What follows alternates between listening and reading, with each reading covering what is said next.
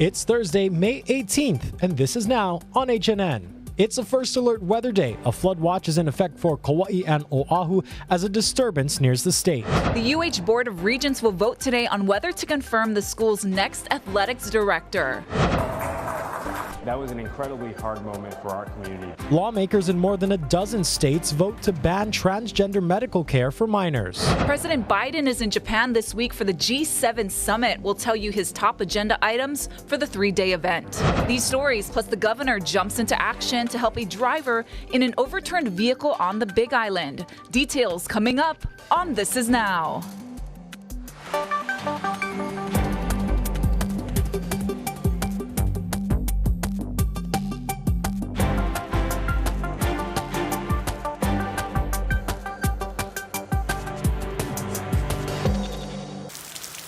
Aloha and thank you for watching. This is Now. We begin with new weather video from Kauai as heavy showers roll into the garden aisle. Take a look at the rain coming down in Kapa'a. Yeah, this is, as you can see, it really is coming down there. Our HNN weather team has declared a first alert weather day for the western half of the state as a system threatens to bring heavy rain, particularly for Oahu and Kauai. Now, we are keeping a very close eye on all that's going on. For more on this, we want to bring in our Guy Hagi.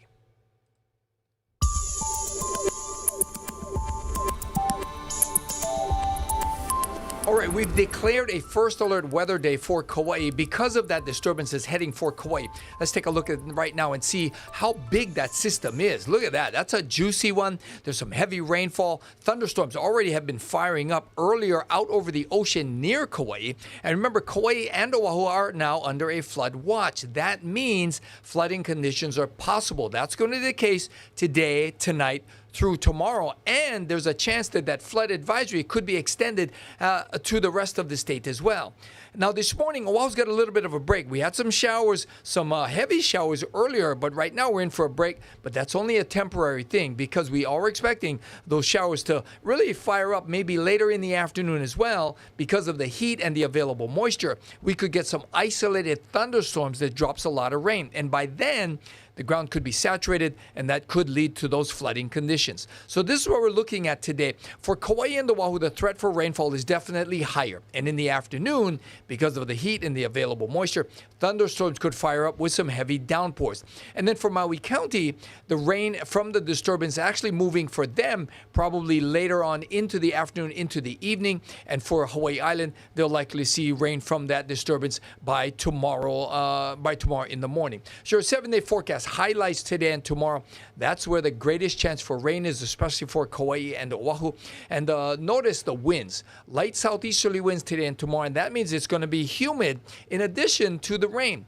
And then Saturday, things clear up dramatically. We're expecting trade winds to come back in. We're expecting lots of sunshine with very little rain. If anything, just a few windward and Mauka showers from Saturday on. But that's when the best weather on the planet comes back in. Again, we got to wait till Saturday. Guy, thank you so much for that forecast. Just a few questions for you. In terms of the amount of rain, just how much are we expecting here? Well, for Kauai, the projections could be as high as 4 inches. And if we get 4 inches of rainfall, that will likely lead to some flooding. Now, the issue for Kauai, and you know this very well, Dylan, is that they could get some landslides along the north shore, right? That road along Kalihiwai going into Hanalei, especially where they've just repaired the road. So that's a big threat, too. So that's what we're expecting over on Kauai. Lesser extent for us here on Oahu, but there still could be some flooding effects here on Oahu as well. Got it. And is this, obviously we're still on the tail end of our wet season, so to speak. Is this common for this time of year? And how much longer can we expect these enhanced showers to stick around before summer conditions are full around the clock? Well, I would say definitely you're correct, number one, that we are still in the tail end of the wet season. But so it's not unusual to see these kinds of events happen.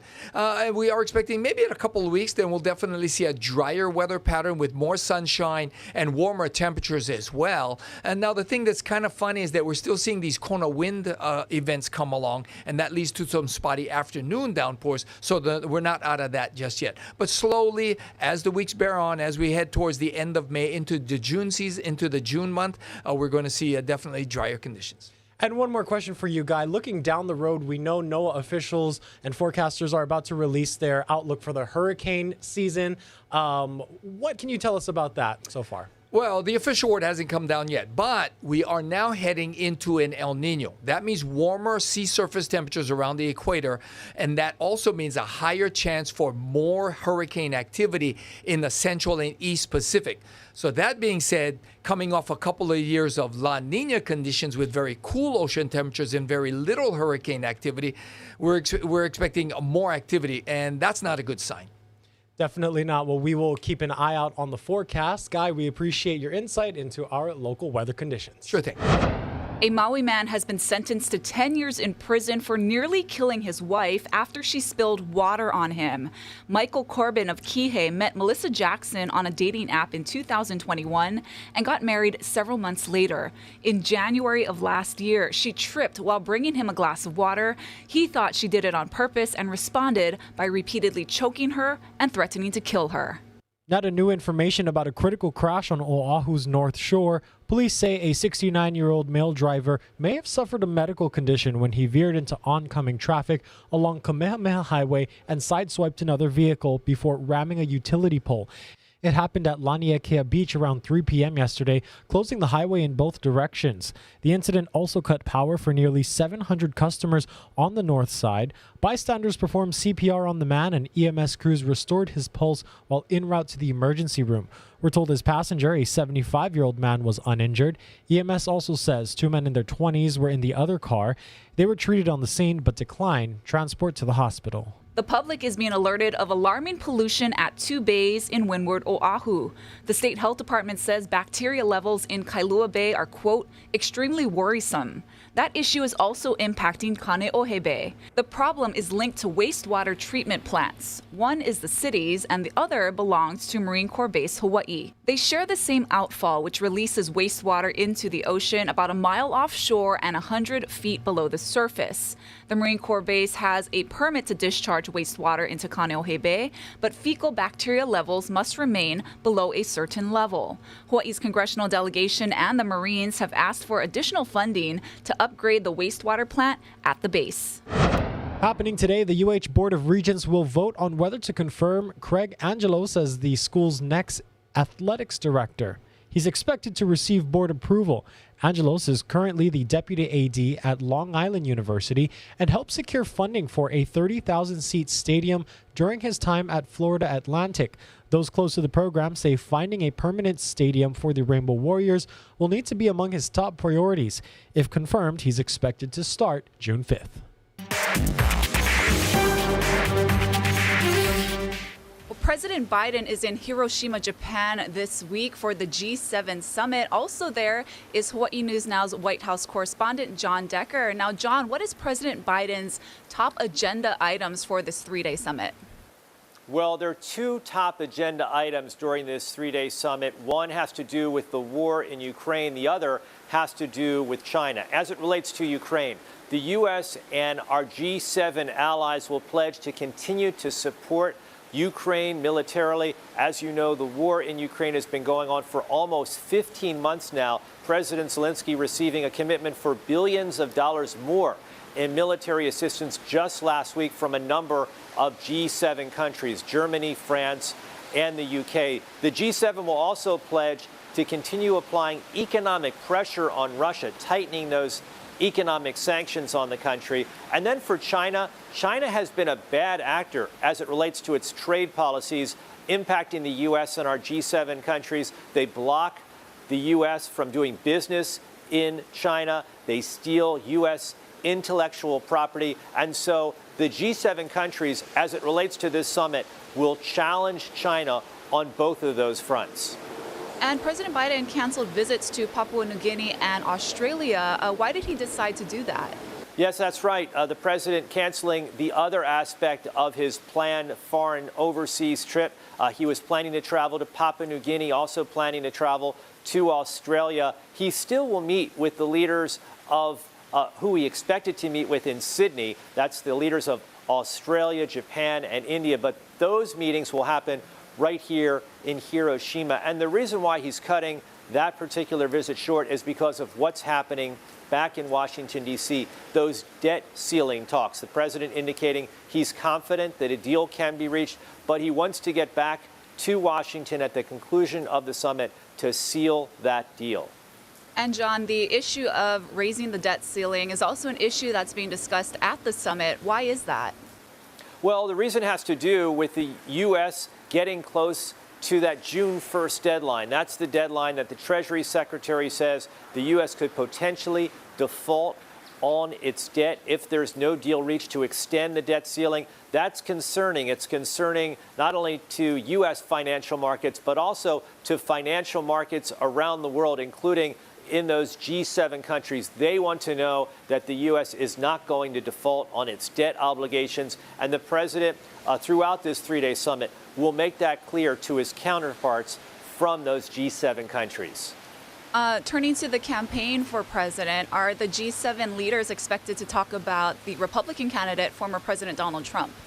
Former President Trump, I should say, is on the topic for some leaders. And the reason being has to do actually with what former President Trump said during that town hall on CNN just last week, what he said specifically in regards to Ukraine. He's got a different viewpoint about Ukraine, and many G7 countries are concerned that that support that we've seen for Ukraine would go away if Donald Trump were reelected president. We're a long way from that process. He is the front runner, however, for the Republican nomination. So for some G7 countries, that will be a topic for sure during the course of this three-day summit.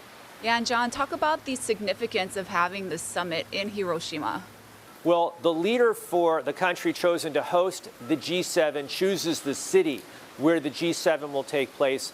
Prime Minister Kishida chose the historic city of Hiroshima, and the reason has to do with the historic nature of this city. It was the city where the first atom bomb was detonated over a population center. That happened in August of 1945.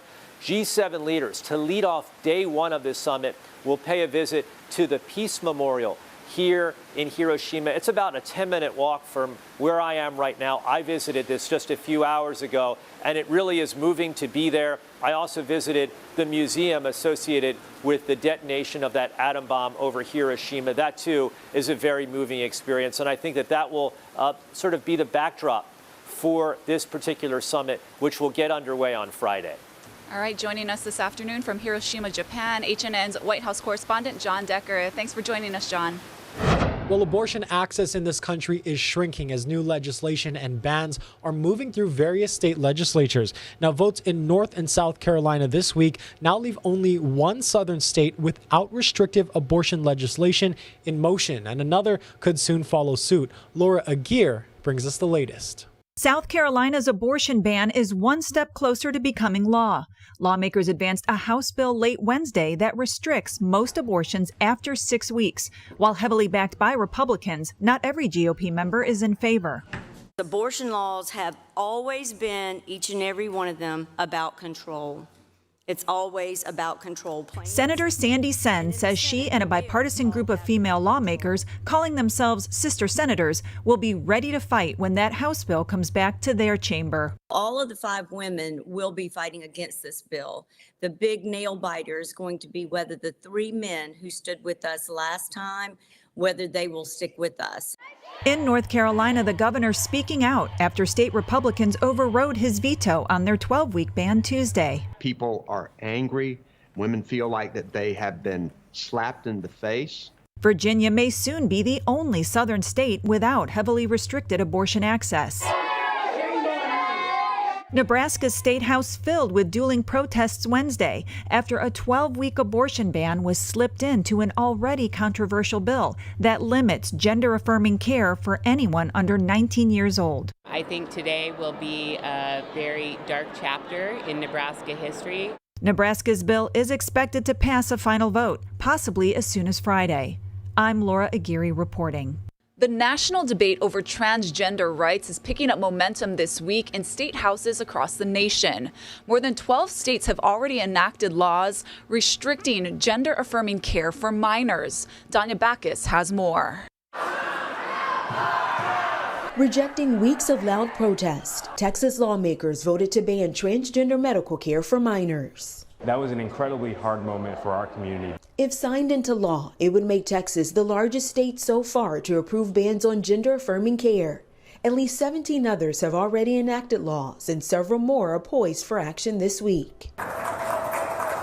In Florida, Republican Governor Ron DeSantis signed a bill on Wednesday banning hormone treatments and surgery for transgender people under 18. This will permanently outlaw the mutilation of minors. It will outlaw the surgical procedures and experimental puberty blockers for minors. In April, Montana passed its bill in the glare of the national spotlight after a transgender lawmaker was barred from the floor of the state's House of Representatives after insisting Republicans would have blood on their hands.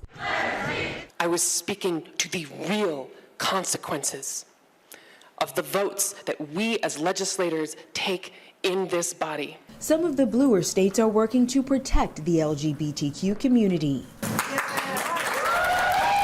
Michigan has a new law against discrimination, and Democrats there are pushing for a ban on conversion therapy, which aims to reorient a person's sexuality. Another battle in the culture wars that continue to sweep the nation. Danya Backus, CBS News, Los Angeles. Well, the Supreme Court is ruling in favor of social media companies by upholding a legal shield that protects them from lawsuits related to the content posted by their users. In a case against Twitter, the social media company faced accusations that it was responsible for the spread of militant Islamist ideology that played a part in the death of a Jordanian citizen killed in a terrorist attack. The court ruled unanimously that those claims cannot be brought under a federal law called the Anti-Terrorism Act. A related case also concerned allegations that YouTube should be held responsible for suggesting videos promoting violent militant Islam. The Supreme Court, in a brief unsigned opinion, did not answer to whether a law called Section 2030 of the Communications Decency Act protects a social media company's alleged conduct. Section 230 safeguards interactive computer services by making sure they can't be legally treated as the speaker of content posted by users. The Hawaii Police Department is now accepting applications for police recruits year-round, eliminating the previous 10-day application window held twice a year.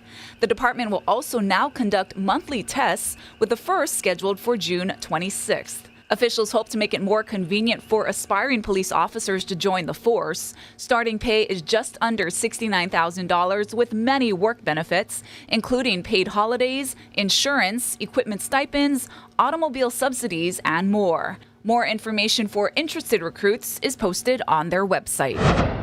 Well, check out these photos into our newsroom. Governor Josh Green was on the Big Island attending an event when he and his security detail came across an overturned vehicle. As we all know, the governor is also a doctor, so he and some other Good Samaritans, including an off-duty firefighter, helped the driver get out of the vehicle. First responders arrived at the scene, and as you saw, the man was up and walking, so he is very lucky. No word on what caused the crash. Wow, talk about being in the right place at the right time when you need a doctor there. But nonetheless, it's always good to see bystanders jumping in and helping there. Let's go ahead and give you a live look outside. Traffic this morning was a little bit of a mess on the roads. We know there was some power outages, some traffic lights out in the Waipahu area, but as you can see, this is a live look at the H1 and Ka'onohi looking westbound. Traffic is flowing smoothly at this time. We are working to confirm a report of a possible power outage in the Hawaii Kai area, but so far, no major things happening out there right now. And we also want to give you a live look outside over Honolulu. Like we mentioned at the top of the show, we are tracking that severe weather. Here on Oahu, things aren't too bad aside from some clouds and showers, but once again, Kauai, we do know it is raining over there, so be careful when you are out and about, and be sure to send us your weather images and videos. Now to another story. A shopping center in Pahoa is breathing new life into the community, bringing much needed jobs, services, food options, and a grocery store to residents who previously had to make the long drive to Hilo. Casey Lund takes us there. Hawaii County, Pahoa Town. On a Friday night. It is different than you might remember. Talk about expanding your horizons. Look how many places we have to walk up or drive through or walk in and eat. Puna Kai, a relatively new shopping center right as you enter Pahoa, is breathing new life into this small community. The vision here was to kind of give something to the community. You know, Puna is such a big community that a lot of people don't know that it's so big. But when stuff happens, like Hurricane Iselle and then the lava flow that happened in 2018, we truly come together. The anchor tenant of Punakai, the redeveloped Malama Market, with big city selection, a massive deli, beer and wine bar, and yes, on occasion, live music. The big thing about it is what you said, it's community. Like, you just go shopping at Malama Market. Everybody treats you like family. I'm not kidding. Community, convenience, those are important. But for some families, having this kind of selection for food, clothing, and other goods is a necessity, saving costly trips to Hilo. It's like a 45-minute drive. It's way better, easier on the family, easier on the whole community. We have a lot of low-income homes here, and you know, a lot of people catch the bus, and to go all the way to Hilo to do your food shopping or, you know, mail stuff or just the simple, I want pizza. It's far. Punakai is also creating opportunities in a place that many might have said had little before. It's more opportunity for people to have jobs in this area because, again, a lot of people don't have the necessary means to drive to Hilo, where that's majority of the employment is. A community better served and a shot in the arm to a town that was hit hard in 2018 and during the pandemic. Maybe just as important, but in a different way, finding happiness in those little moments of joy in life. Like when a popular new restaurant you thought would never open in your hometown shows up. Popeye's chicken. It's good now that Popeye's is here. You can just mop. One of Punakai's newest establishments drew a crowd. We were there when Popeye's opened in Pahoa. We actually have Popeyes opening. And it's been one of our main questions for almost the past, I'd say, 2 years. This space in town has most of what most families want and need. It has changed Pahoa, hopefully only for the better. Puna has such a big heart, and we're kind of for my opinion, I'm a little biased, but the definition of aloha, when we need it, we give back. I want Popeyes, Dylan. Oh yeah, it's lunchtime, everyone. Well, thank you, Casey, for filing that report. We're going to check out some news from the feeds now. We now know how much it cost for a funeral for a late monarch. The UK government spent upwards of, or the equivalent of, more than $200 million on Queen Elizabeth's second state funeral and related events. Now, the UK Treasury released the figures on Thursday. According to the release, Britain's Home Office spent the equivalent of more than $97 million for funeral events. That was the most of any department. The total cost also included refunding the Northern Ireland office and the Scottish and Welsh governments for their costs. Now, of course, we all miss the Queen, who died in September at the age of 96. Her rule spanned 7 decades, making her Britain's longest reigning monarch. A celebration truly fit for a queen there. Wow. Do we have time for one more? Yeah, we sure do. Okay, so some states have a state cookie. Do you guys know that? So Alabama could soon have one of its own. It would have pecans, oats, and peanuts with a peanut butter filling. The House of Representatives voted to approve the Yellowhammer as the state cookie. What do you think Hawaii's state cookie would be? Something to do with the macadamia. For sure. That's what Google told me, at least. Oh. So what I'm hearing is we're going to get Popeyes, and then we're going to have cookies for dessert, Ashley. Is that right? I'm in. Thank you all so much for watching. This is Now. We hope you have a wonderful afternoon. Aloha.